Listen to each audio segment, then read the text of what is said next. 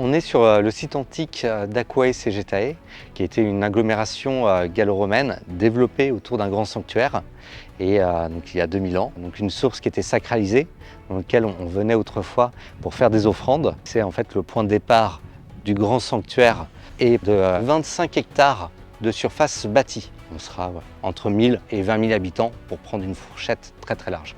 Et donc nous on intervient en amont de la construction du musée d'archéologie pour fouiller. Bien droite pour faire une photo avec un petit relevé. À combien? Tu m'as dit 1m2, on a 18. Oui, c'est Ici, sur la tranchée qui est à ma gauche, on a la limite de cette voie antique avec tous les niveaux de recharge de voirie.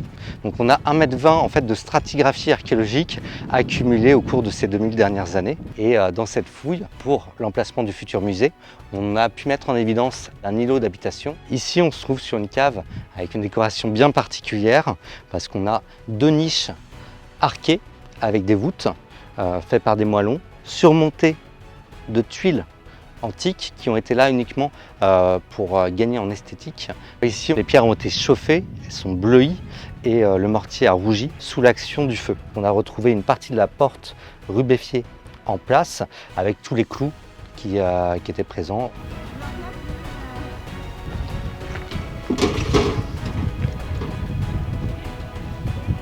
Alors ici, vous avez une clé gallo-romaine. Vous pouvez voir ici un orifice qui est le trou qui permettait d'accrocher cette clé à un trousseau. Voici la fibule avec la partie décorée. Et ici, il faut imaginer l'aiguille qui venait se caler dans le chat qui est présent en bas. Les 17 et 18 juin prochains, pour les Journées européennes de l'archéologie, n'hésitez pas à venir pour visiter le site archéologique, le site de fouille, le site du grand sanctuaire. Et il y aura aussi tout un tas d'ateliers et d'activités qui seront organisés par le département du Loiret, la communauté de communes des 4 Vallées et l'Institut national de recherche d'archéologie préventive.